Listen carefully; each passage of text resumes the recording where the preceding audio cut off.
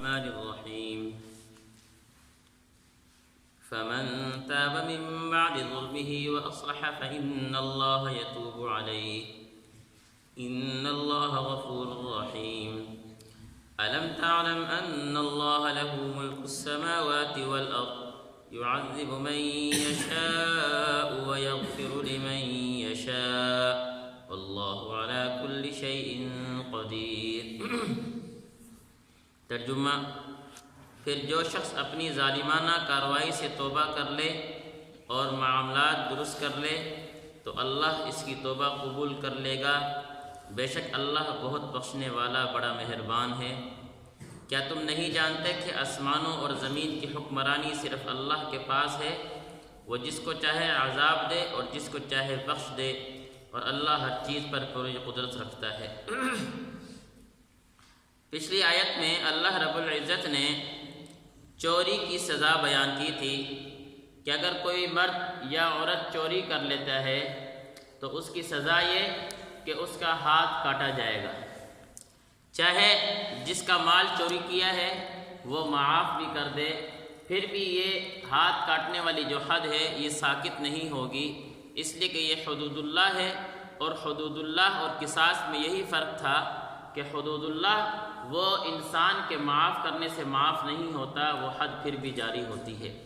اسی لیے حدود کے اندر نہ تو کمی اور زیادتی کی گنجائش ہے اور نہ ہی سفارش کی گنجائش ہے، اور نہ ہی اس سزا کو ختم کیا جا سکتا ہے۔ اب اللہ نے فرمایا فَمَن تَابَ مِن بَعْدِ ظُلْمِهِ وَأَصْلَحَ فَإِنَّ اللَّهَ يَتُوبُ عَلَيْهِ۔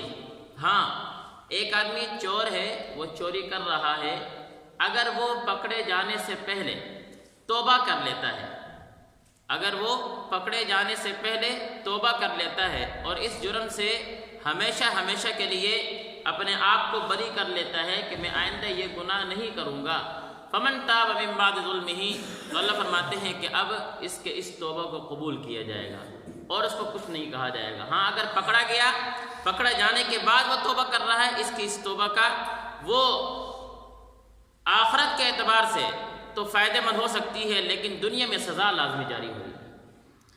فمن تاب من بعد ظلمہ واصلح فإن اللہ یتوب علیہ، پھر جو شخص اپنی ظالمانہ کارروائی سے توبہ کر لے اور معاملات درست کر لے تو اللہ نے فرمایا اللہ اس کی توبہ قبول کرے گا، بے شک اللہ بہت بخشنے والا بڑا مہربان ہے۔ توبہ کی ترغیب دی جا رہی ہے۔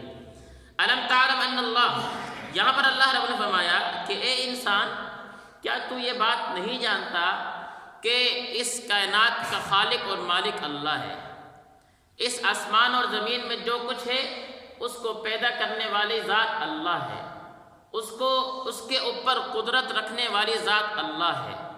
جب کوئی اس روئے زمین پر رہ کر جس چیز کو اللہ نے پیدا کیا وہ اللہ کے حکم کو توڑے تو کیا اللہ کا اتنا حق بھی نہیں بنتا کہ اس کو سزا دے؟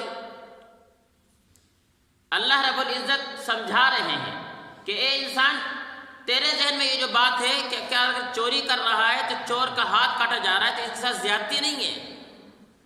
یہ اللہ کے اس زمین پر رہ کر، جس زمین کو اللہ نے بنایا، اور اس انسان جو یہ اللہ کے حکم کو توڑ رہا ہے، جس کو اللہ نے اپنے ہاتھ سے پیدا کیا، جس کو اشرف المخلوق بنایا، جس کو کھانا اللہ دے رہا ہے، جس کے ہر مسائل کا حل اللہ کیا ہے پورا کر رہا ہے، ہر ضروریات اللہ پوری کر رہا ہے، یہ پھر بھی اللہ کے حکم کو توڑ رہا ہے، تو کیا اس کو اس جرم کی سزا نہیں ملنی چاہیے؟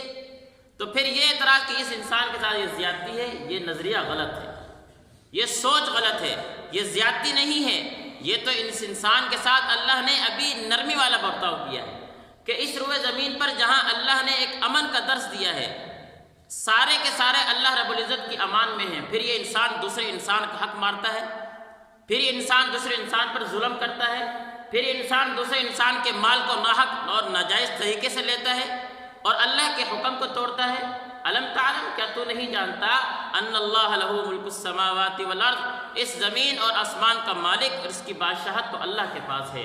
یعذب من یشاء، جس کو چاہتا ہے عذاب دیتا ہے، ویغفر لمن یشاء، اور جس کو چاہتا ہے مغفرت کر دیتا ہے۔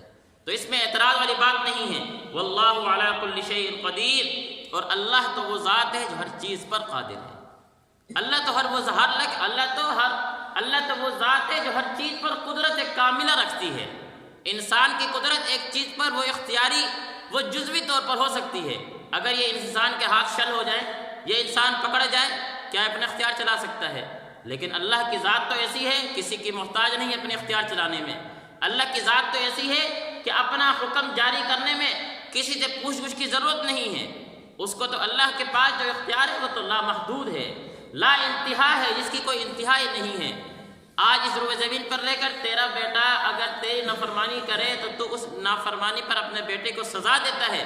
تیرا اختیار جزوی ہے، تو جس ذات کا اختیار ہی لامحدود ہے، اس کا کیا نام ہے بندہ اگر نافرمانی کرے تو کیا اس ذات کو سزا دینے کا حق نہیں بنتا؟ واللہ علی کل شیء قدیر۔ اللہ وہ ذات ہے جو ہر چیز پر قدرت رکھتا ہے۔ اللہ ہمیں سمجھنے کی توفیق